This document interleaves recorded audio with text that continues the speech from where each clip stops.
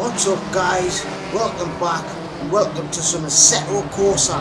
So today what I thought was, I've been wanting to show this track for a while actually. This is the classic NORDSCHLEIFE, the classic Nürburgring. It's from 1967, and now in the comments today I got a great comment telling us to drive this car, which is the SKODA 130RS, and it's from TM Modern, Trained Multi-Modern. Now these do some really high quality stuff, these. Now this is really up there. It's got great custom shaders patch where you can open all the doors, the lights. You can hear all the stones hitting the bottom of the car and stuff like that. But yeah guys, I haven't really done much of a practice this, so I'm just going to roll into it, and this is basically my raw thoughts, you know. But what a great track and car. It's not the fastest car, it only does just about 120 miles an hour flat out, but it doesn't matter. It's all about keeping momentum, and that's where the fun is in this car.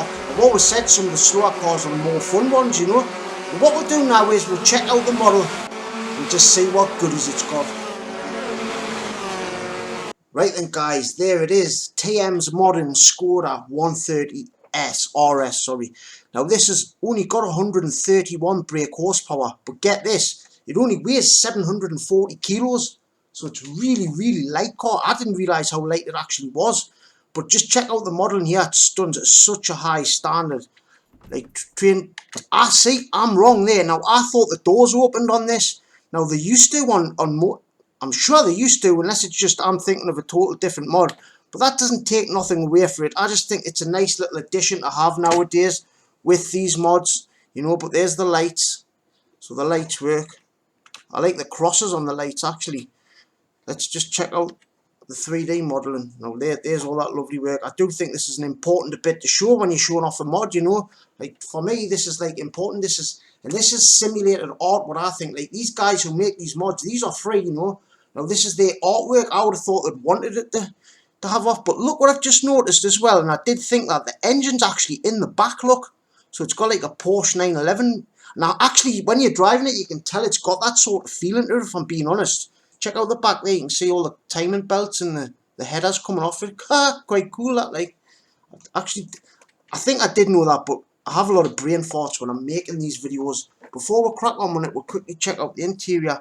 Now, one thing I have noticed as well, like look at that, it looks like the steering wheel's not straight. And a few cars look like that, even in project cars too. And that I've noticed, like the wheel just doesn't look straight. Like I've had to move the wheel a little bit right just to make it feel properly, but we've got a fire extinguisher, so if we crash, we're all covered there. So safety's been thought of. So we've got SKODA, we've got a timing lap delta as well. So it is a race car. We've actually got a roll cage as well. But the modeling's absolutely tip top. Now this is quite an old mod, I believe, as well. It's been out a few years, this mod. But I do think they've just kept on updating it. But yeah, guys, the SKODA 130RS. Put your sim belts on. Next time I see you, it'll be at the NORDSCHLEIFE. Right then guys, we've got 5 red lights. That's the NORDSCHLEIFE 1967 version. Give it a rev. Wow, juicy. You can actually hear that engine in the back. Doing a bit of beanage and away we go. I've had to up the gearing a little bit. That wasn't a very good start, but I've had to up the gearing a little bit. Because the gears, it wouldn't even gear over, it would barely do 100 miles an hour, which I find quite strange. So I've had to up the gear to do, it says it'll do 116 miles an hour now. So let's see what that's about. Now guys, I'm going to be straight up as well. I haven't had any practice in this. I've done it about quarter of a lap just for the intro. And it's been absolutely ages since I've drove this car. And lately I've been driving Automobilista too. So if I'm not the best at driving, but we've got contact on the inside there. That was the AI, that wasn't us. Revving it out into 3rd gear. Now I would have thought this is using like a 2 litre engine. It might be a flat 4, I'm not exactly sure, it doesn't say. And this is from 1975, so I'm not really too clued up on like that. I'm just not clued up on this car, SKODA. But what I thought I'd do is, what I like to do, like say if a car's from, say if it's a German car, like a Porsche for instance. For some weird way, I just like to try and use a German track. But now, SKODA's owned by a German company, they're owned by VW. So I just thought, oh well, let's take it to the classic Nürburgring. Letting it out into 3rd, so that was my idea here. Now it just looks stunning. Now even if you do know the modern layout of the NORDSCHLEIFE, it is pretty much the same. But for some reason, it is very different at the same time. Like it hasn't got none of the guardrails or stuff like that. Like, there's quite a bit of stuff you can, like, there's a lot more ways you can go wrong, for instance. But this is the track that Nicky Lauda famously crashed and nearly lost his life at. It's this version of the track. Now, was that 1975? Would be the same year this car came out, actually. So the track was the same. It was similar to this in 1975. So it is, the car is period correct. But what I love about this, straight off, right, there's no like oversteering antics or anything. You put the power down and it just sticks and goes. But you might think, oh wait, that's quite boring to drive this, isn't it? You haven't got to wrestle nothing, so to say. But no, it's all about momentum. But it's actually, that's another skill in itself, I think, trying to keep momentum in a slower car. Like, I truly believe that's its own skill. Oh, I lifted off the throttle a bit too much there though. He's braking. I just had a little lift as we went over the fluke plats. Ooh, little kick oversteer there though. But you can see with that, the EI having the shorter gearing, they get up to speed a little bit quicker. But oh, I just don't think it'll sound right. Revving, bouncing off the limiter. Oh, we're doing 120 actually. Right, let's give it a little dab of brakes into here. Into third. Yeah, he's bouncing all over the place.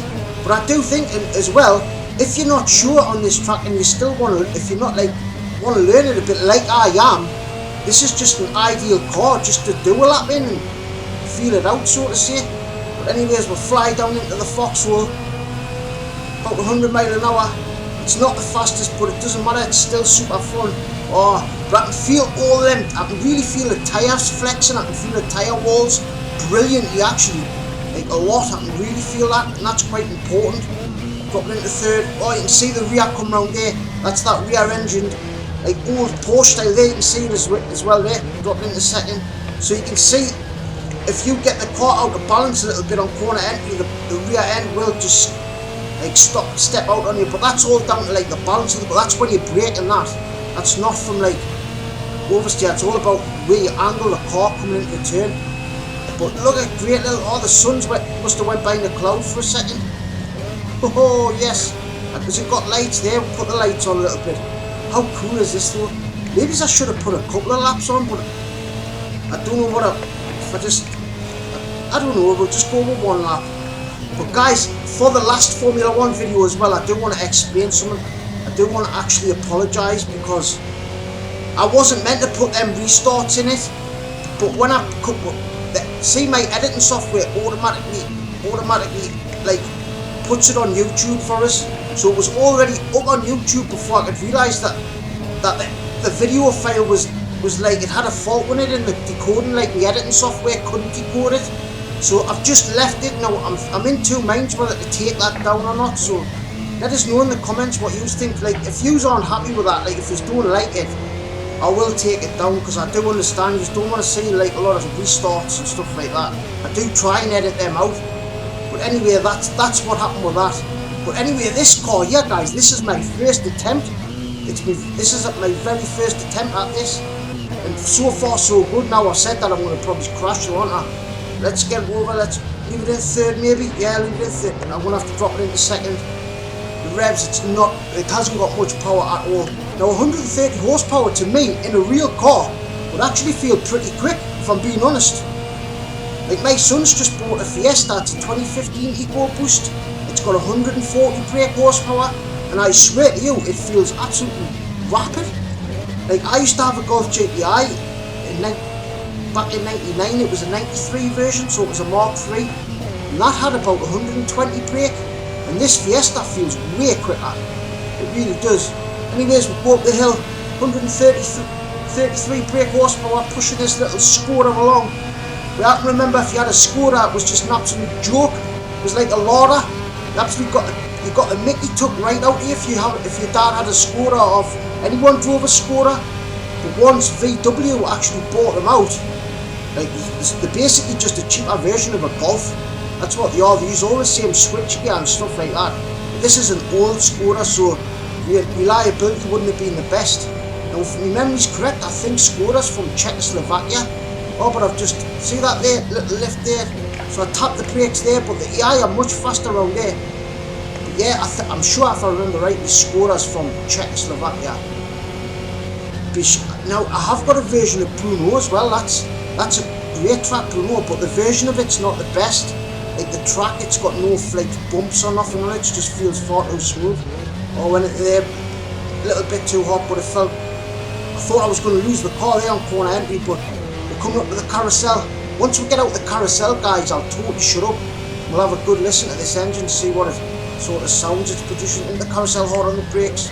Oh, blip that throttle. Oh, that was risky that there though, but somehow we made it work. On the power, nice and early as possible. Into third. Right guys, let's have a listen to this engine. Be nudge.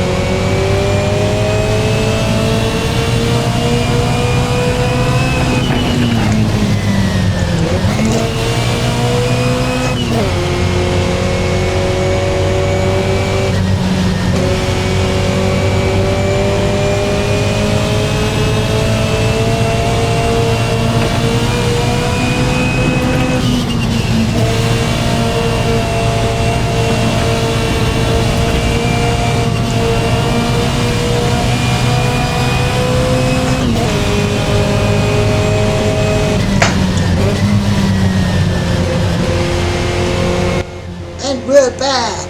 Bloody hell, the EI are quick, aren't they? Guys, I've got the EI on 97%, but and actually quite a bit quicker than me, especially on this second half of the lap. But it doesn't matter, you know, I'm enjoying the experience, and you know that's all that matters to me is going to the mini carousel. But the first half of the lap actually kept off pretty quick. That second half, once I come out the carousel, they were just gone. But like I said, I haven't done any practice race, especially on the second half of the track. All I've really done is the first half, and I do think the first half is what people generally tend to know more. If we come out the final, pretty much the final turn onto the straight, it's not the final turn, but let's see what this SKODA's got. Nearly 7,000 RPM. Has it got 5 gears? It hasn't got 5 gears. I don't know why I thought that, but you can just see we've got a little bit of a training with mirrors. But I've made a couple of places up, but that was mainly off the start. But my main objective of this video really was just to show you like what the classic version of the NORDSCHLEIFE, because I've never ever made a video on this track ever. Mainly because I haven't took the time to learn it properly, I don't think. Like, I've done a few races here, yeah, but learning it's just, I don't know how I haven't learned it. Like you can see why it's a NORDSCHLEIFE, which I do know the modern version very well. We've got flat out into there, absolutely pinned. I did not lift one bit. Right, let's lift a little bit there.